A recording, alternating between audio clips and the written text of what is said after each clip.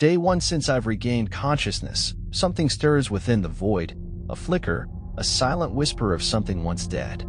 My mind, a shattered mirror, reflects thoughts unbidden and fragmented. I know not who I am, only what I've become, a vessel devoid of purpose, yet brimming with an insidious hunger. Darkness wraps around my consciousness like a shroud. My thoughts, a muddled stream, drift without anchor in the abyss of my own being. There's a coldness here, a relentless chill that seeps into the marrow. It's as if I'm awakening from a dream within a dream, but the nightmare has only just begun. The world around me is a blur, a canvas smeared with shadows and stench. I hear the distant echoes of life, the scurrying of vermin, perhaps, or something more sinister. My body moves with a mind of its own, a grotesque puppet animated by a force I neither comprehend nor control. I stumble, a marionette with tangled strings, each step a cacophony of disjointed motion. The world tilts, spins, and I crash into stillness. The sound of my own body hitting the ground is alien, a hollow thud that reverberates through this vessel I inhabit. And then, the silence is shattered by the screech of predators drawn to my clumsy ballet. My senses, though dulled by the clamor of undeath, can still perceive the danger. But my body, a husk driven by base instincts, does not heed the warning of my fractured mind.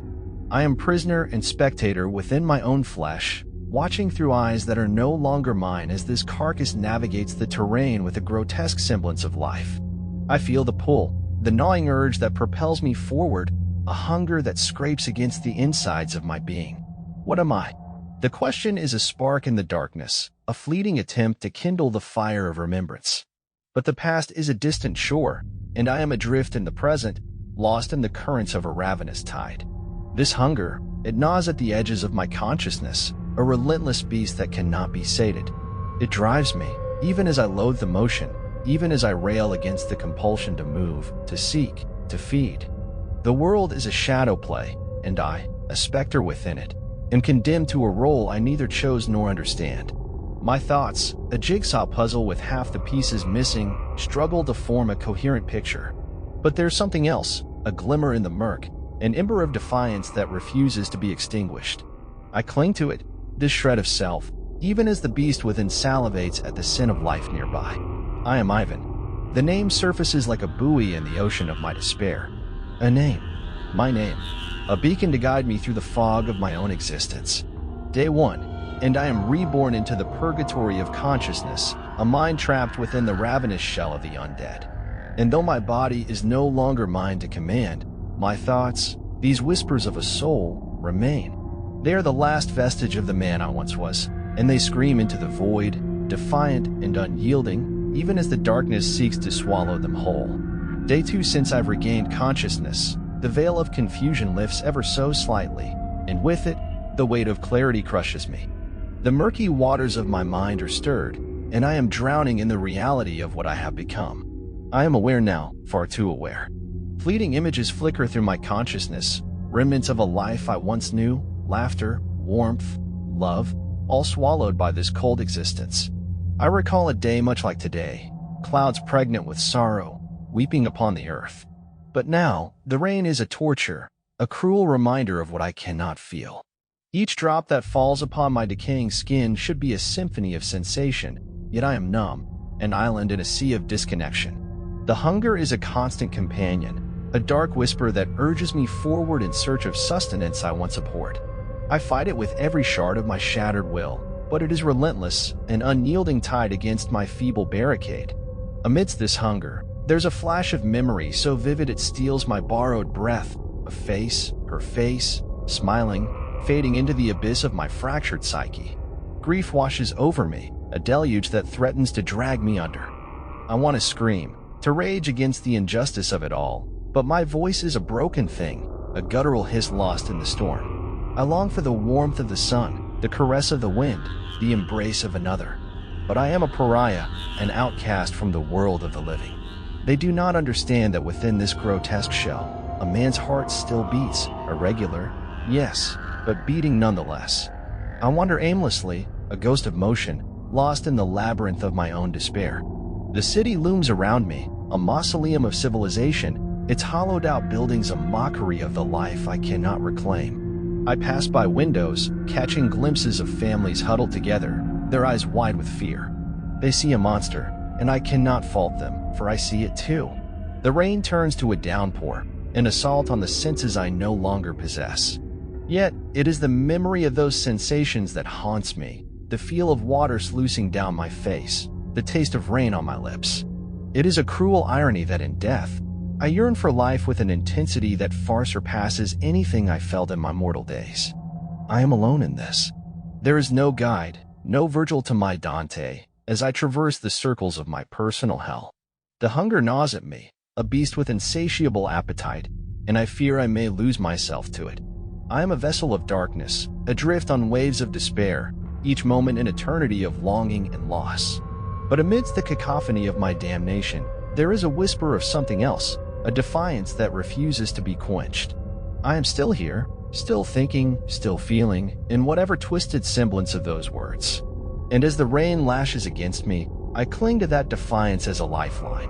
It is a small thing, this spark of resistance, but it is mine. And perhaps, in the end, that will be enough to light my way through the darkness. For now, I am Ivan, and though I am lost, I am not yet undone.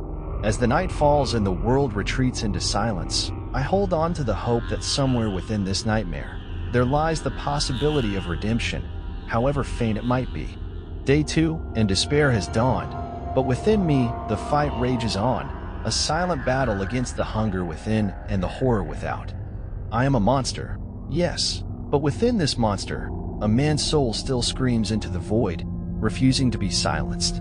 Day 3 since I've regained consciousness, the veil of night retreated, surrendering to the gray light of dawn, and with it, the curtain of ignorance that once shielded me from the full grotesqueness of my reality draws back. Today, consciousness bites sharper than fangs into flesh. My mind, a battlefield of clarity and madness, is caught in the throes of an unspeakable awakening. I am a marionette, my strings pulled by a primal force I can scarcely comprehend, let alone control. Each step I take is a betrayal of the man I once was, halting, stuttering movements that paint a portrait of decay. My will, a whisper in the hurricane of instinct, sometimes stirs the husk I wear. I can twitch a finger, perhaps blink with purpose, but the symphony of my body's autonomy is a cacophony conducted by an unseen maestro of monstrosity. The horror of my voice, a guttural echo of a human tone, is a dirge for my lost humanity. I try to speak, to cry out, to ask for help or perhaps deliver a warning, but my throat is a grave, filled with the soil of guttural noises that mock the art of language. Each attempt is a lurching step deeper into the abyss of despair. A puddle, the remnants of yesterday's tears from the sky, catches my eye. Braving a glance, I behold the reflection of horror.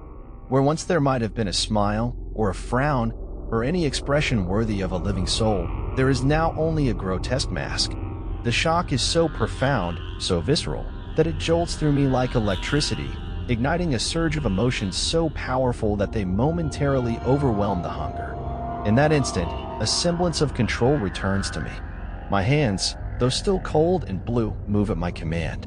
I lift them before my eyes, not as instruments of terror, but as a man might when marveling at the miracle of his own existence. This fleeting mastery over my form, however, is a cruel gift. It offers a taste of hope, only to snatch it away as the hunger claws its way back to the forefront, demanding, unyielding, eternal. I ponder the reflections of my mind as much as the one in the water. Is this what I have become? A creature to be feared and loathed? In my lucid moments, I am a prisoner of my own body, watching through the bars of my decaying ribcage as the world passes me by. The clarity of thought contrasts with the blur of my existence, creating a dissonance that threatens to rend my psyche asunder. The hunger is always there, lurking in the shadows of my thoughts, whispering its dark desires. I fight against it, but it is like trying to hold back the ocean with a broom. It threatens to sweep me away, to turn me into a mindless beast once again. But the reflection, that brief moment of horror-stricken clarity, it has changed something within me. I am caught between two worlds, the world of the living and the world of the undead. I belong to neither. The living fear me, and I do not blame them. The undead are oblivious to the tragedy of our existence, but I am acutely aware. I grieve for the man I was, for the life I lost, for the death I cannot achieve. Yet, within this turmoil, there is a spark. The shock of seeing my own monstrous form has ignited a defiance that I thought had been extinguished. I will not surrender to the beast. Even as my body craves the flesh of the innocent, my soul cries out for redemption. I wander through this purgatory, a ghost haunted by the memories of a life that is no longer mine. Each step is a struggle, each breath a battle. But I will not yield. The hunger will not define me. I am Ivan, and though I am a monster, I am not devoid of the spark that makes us human. With each passing moment, I cling to this defiance.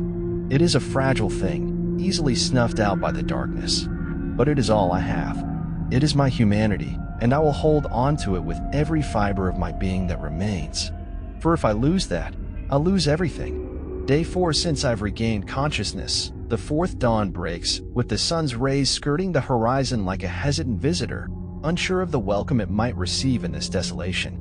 My eyes, once vessels of sight, now serve as mere beacons to navigate the murky terrain of my existence. The light neither warms nor guides, it simply delineates the boundary between night's refuge and day's exposure. I have evolved, in a manner grotesquely inverse to the aspirations of humanity. My mind, having clawed its way out of oblivion's grasp, now teeters on the precipice of a ravenous abyss. I am more aware than ever of the hunger that ravages me, a maelstrom of need that hollows out my soul. Yet, with this awareness comes a splinter of control, fragile and fleeting as it may be. This morning, I awakened not to the call of the void, but to the echo of my own name within my mind. Ivan, it whispered, a spectral hand reaching out to tether me to the remnants of my humanity.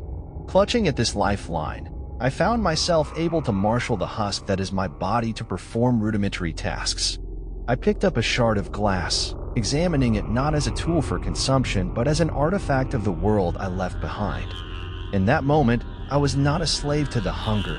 I was its master, however briefly. As the day unfurled its grim tapestry, I ventured into the remnants of what once might have been a neighborhood. My feet, guided by a will that was both mine and not mine, carried me to a dilapidated dwelling. It was there that I found them, a family, huddled in the false sanctuary of their decaying home. They did not see me, not at first.